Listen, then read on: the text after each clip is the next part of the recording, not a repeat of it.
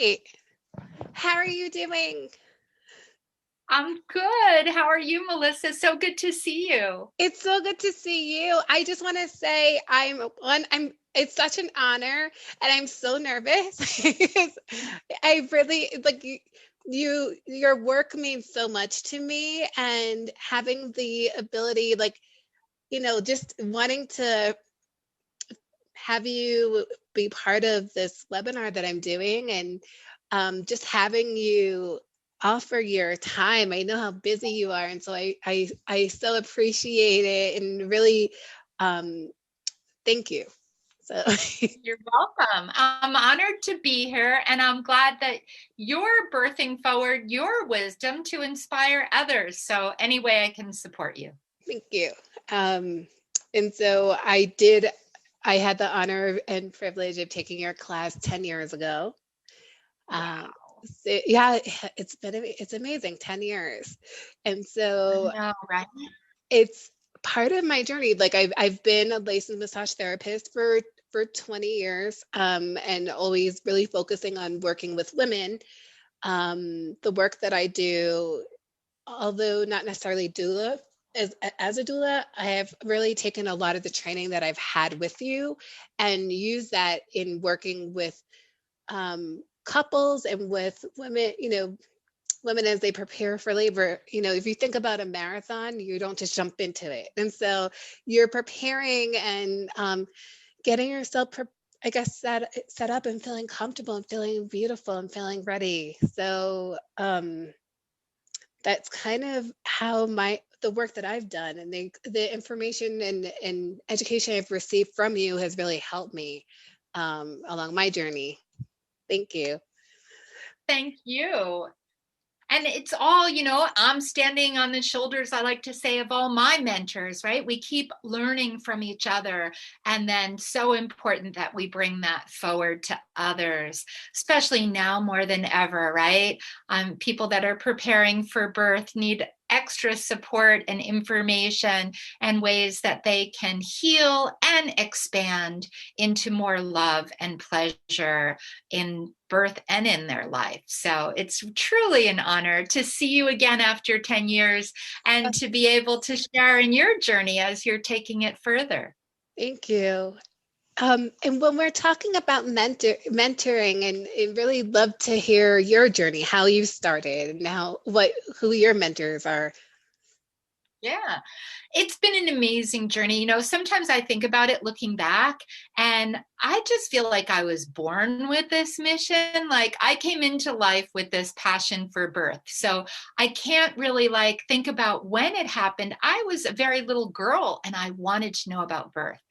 And I was blessed that I had a great grandmother, a grandmother, a mother, a big Italian family, lots of aunties, and I would literally ask people birth stories. And my great grandma, bless her, she was, in her late 80s, but she gave birth to 8 children at home in America in the early 1900s. So they were all born at home. So I was a little girl and didn't realize how special it was to hear these beautiful stories where she didn't talk about fear, she didn't talk about pain. She talked about being active and moving and showering and challenge, but she talked about great love, joy, and ecstasy. And it set me on this mission, hearing all these stories that had been really positive for my family of wanting to find out more about birth.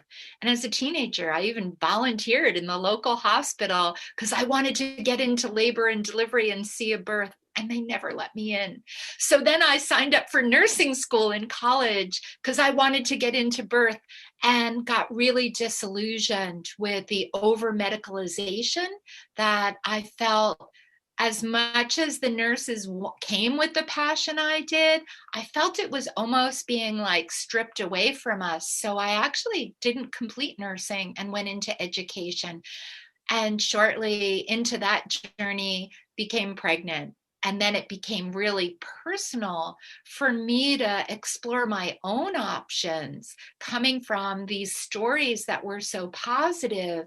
And this was at a time, at that point, I was a student at McGill University in Montreal, Canada, and there were no midwives.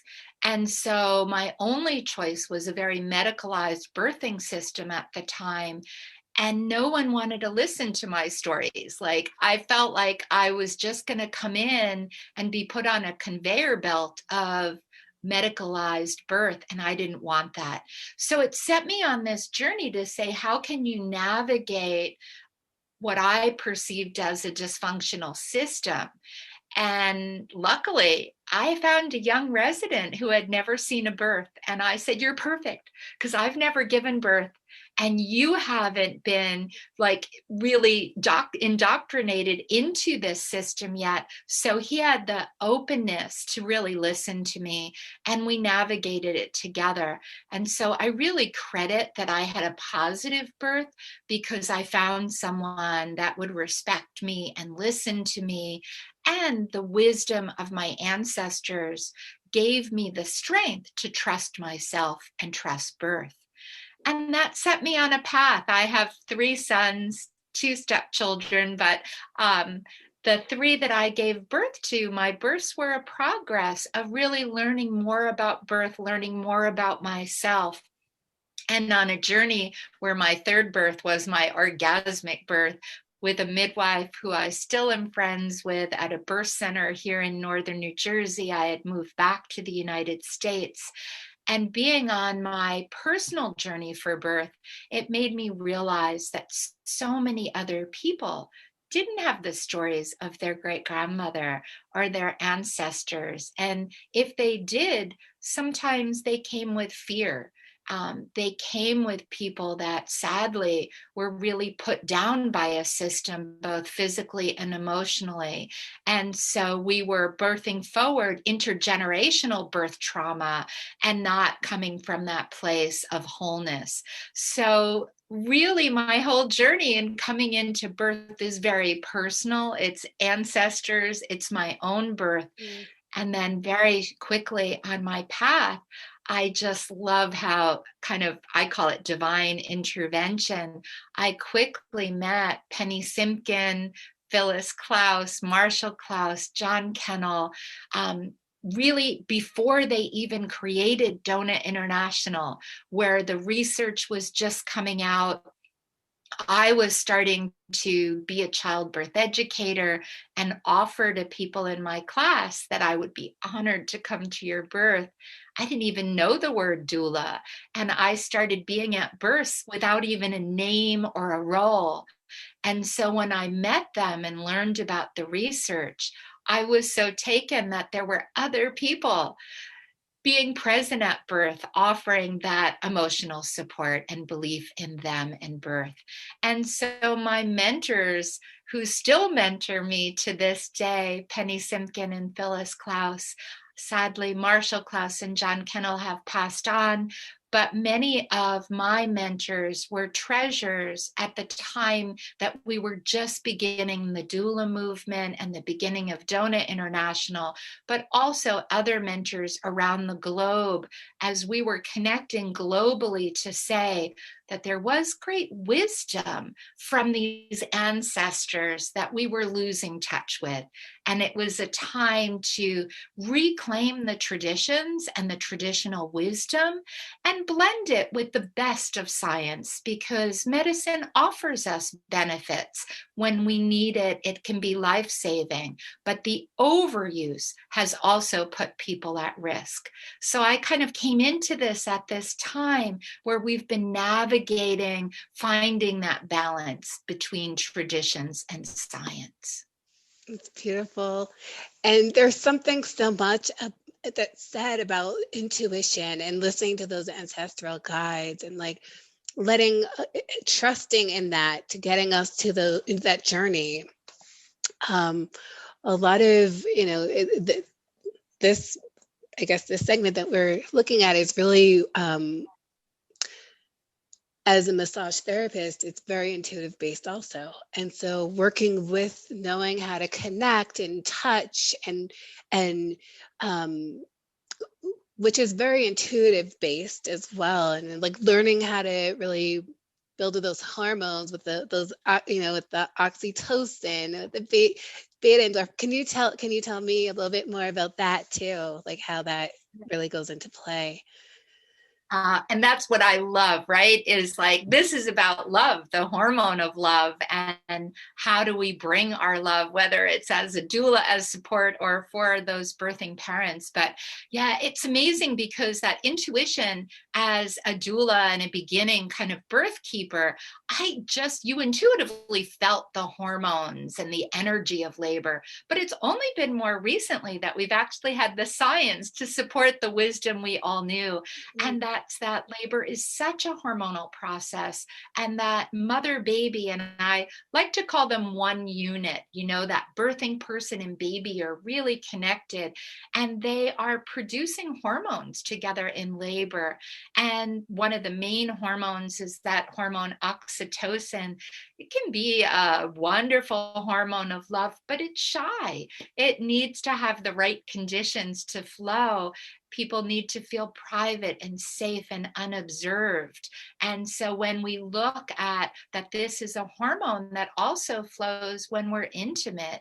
It's also what we need to have at elevated and peak levels for female orgasm and the highest level of our life. This hormone has to peak after birth to safely deliver both the baby and the placenta. And so when we can start looking at the hormones, and oxytocin is just one. We have beta endorphin, our hormone of pleasure. I call it like our natural pain relief. When labor gets intense, we create those beta endorphins to give us comfort and pleasure so that we can manage through, just like the runners, they get that runner's high, right? They say when they hit the wall and feel like they can't go on, and the crowds cheer them on, and you can see them switch from struggle to actual joy as they can keep going and cross the finish line. These hormones of birth that are just hormones of humanity are in us all. And when we can learn ways to optimize them in pregnancy and birth, that's how we can birth with joy. But it does mean that we have to look at them, that they're part of our sexuality. And so the same things that would hold us back in intimacy will hold us back in birth. So it is an opportune time, especially for people that are survivors, to have the support, to have the acknowledgement and the time to heal and prepare for birth, because birth can be an incredible healing moment. As in our documentary Orgasmic Birth, I never would have made a film about the sexuality of birth, about the pleasure of birth, without honoring that some of us are survivors, and how do we heal to access that. Helen, a beautiful story in our documentary as a survivor, talks about this so well. But I think all people need to take that pause and say, if you imagined where you're giving birth has to meet the conditions for you to feel safe for an intimate moment, so that you can really allow your hormones to flow in the way that they need to. Oxytocin, beta endorphin, prolactin. We just have so many nourishing hormones there. How many of you could have an intimate experience, right? In a hospital room with a hospital gown on and three strangers coming in and asking you questions. And if you're smiling and going, oh my goodness, right now, right? You have to think about this, because I think so much of making labor longer, harder, more painful, and more difficult has been not honoring this connection, honoring the process, and asking the flip question: what do we need to keep birth safe? What do we need for the birthing person to feel safe, to access their intuition, as you said so well, Melissa, access and allow these hormones to flow as nature intended and have that safety, that respect, and that love around them. So the more love we have, the more love we make in oxytocin, that hormone of love. So understanding these connections for me are essential. And when you look at birth through that different lens, you can see how it's possible to have a completely different experience. And that's what I've dedicated my life to, that birth in any setting, in any situation, can still be positive, pleasurable, and be filled with love and connection. And that's where I think our current system has failed too many people.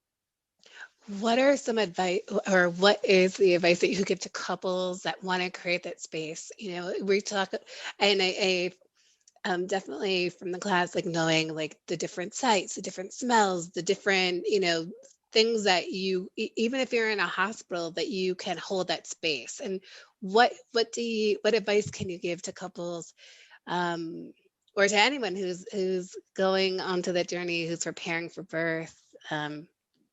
That they can have, so they can have ownership and take in that space for themselves. So important, right? And really, birth is sensuous. Every sense is involved. So when we think about sensuality, right, it's really every sense. What do we see? What do we hear? What do we smell? What do we taste? What do we feel in touch? So just as you said, what are those things for you that help every sense feel safe? I would say help every sense to feel pleasure. We all have certain sounds that just hearing them, we can feel our body go, "Ooh, I like that one." And we have other sounds where you can feel your body go, "No," right? Like that's scary, or I don't feel safe anymore. So knowing that every sense is actually really heightened in labor, and you want to make sure that what's coming into you is those things that give you that safety, and I would say bring you into that more pleasurable state. So really choosing your smells. I mean, back to being intimate. Like if you were intimate, do you let hospital aroma go in your room? Like, what would that be like to smell hospital in the middle of like deep love, right? No. But like, there's probably a smell for most people that just thinking about it, like, is there a smell that just comes to you when you think of what's a smell that makes me feel safe and maybe just joyful, loving, connected, peaceful, calm? These are all words that you want to create. What are the sounds? Create set lists.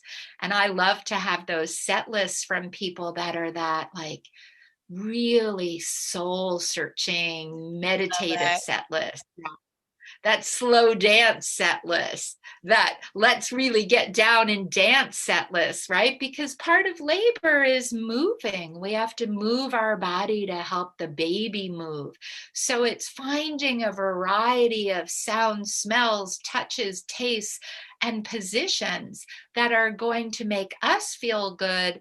And then ultimately remember that the birthing person, we only get 50% of this equation, our baby's the other 50%. And we need to know what they need. And sometimes we might love a position and that baby hates it. So we have to find another one that they like. So it's always planning what we will most enjoy, and then listening and even asking our baby, what are their preferences? Where are they? And then each position really tuning in, because we're getting messages. If it feels good, it is good, I often say, right? And if it doesn't feel right, it's probably not right. So you need to really connect with your body and your baby in labor and make adjustments as you go. Yes. Your latest book that you have, or most recent book that you have, is a guide for couples. Can you tell me about that also? Let me share that. Ooh, and I love that, right? My newest baby. It's always fun to keep that Yes. creative energy going in all areas of our life. So birthing a baby is one, but as you get older, we can birth many other things or at any time in life, right? So I've been really enjoying that since I dedicated so many years around orgasmic birth and really listening to birth stories and helping people prepare for birth in a more pleasurable way. One of the things I heard is that people that had more positive births tended to have an easier time postpartum, not always, but in adjusting and feeling better about their body, which body image plays a big part into how we feel about intimacy. And that people that certainly had traumatic births, which for me, my heart just breaks because no one should have birth trauma in a time that I know everybody could have a more respectful, loving birth. So people that have birth trauma or more challenging births do tend to struggle more postpartum. And I started seeing many other characteristics of different aspects that either helped people to have more positive parenting and intimate relationships after a baby and things that held them back. So gathering all these stories and information, and then my own personal experience.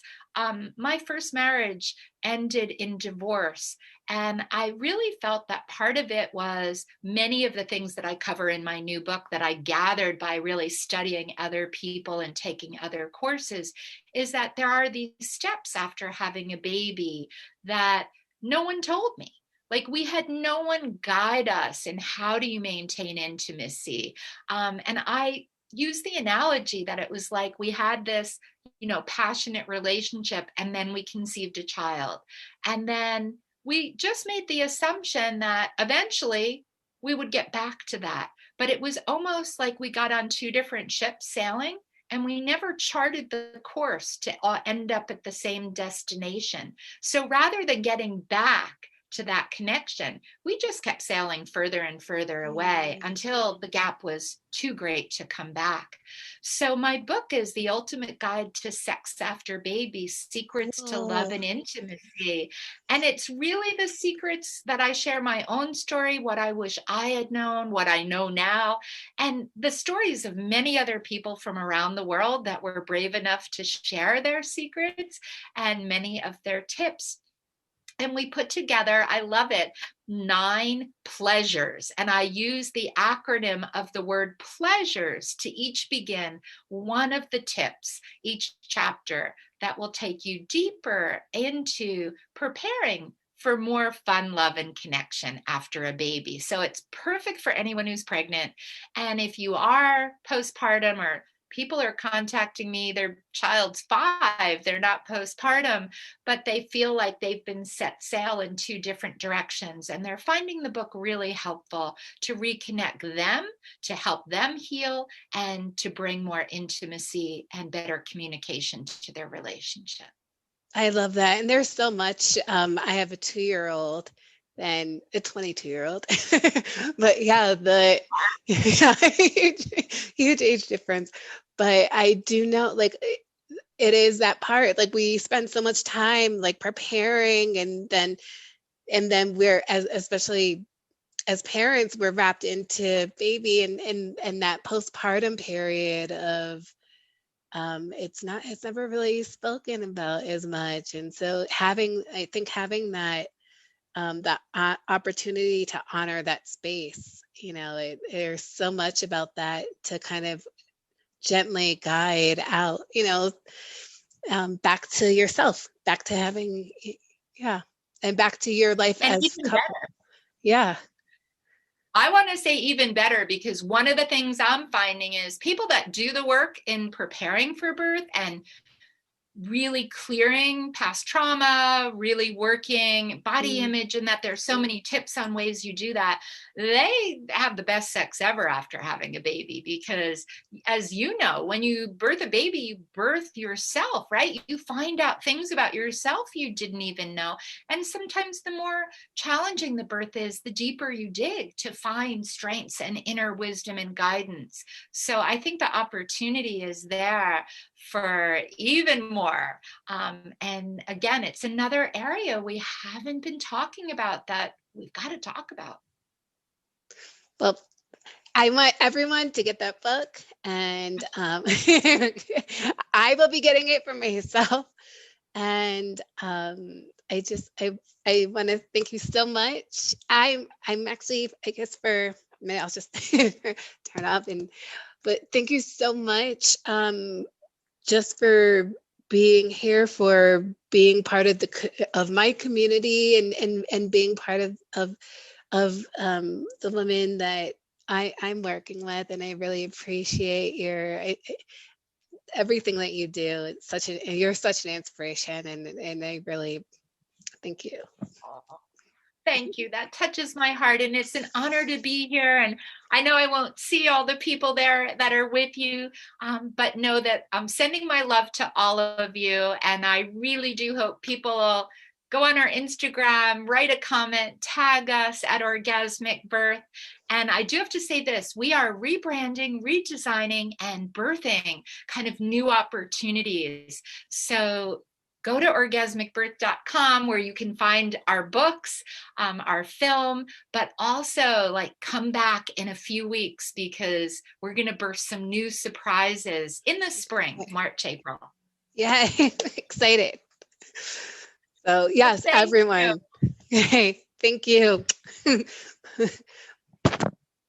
Bye. Bye. And keep me posted. I will.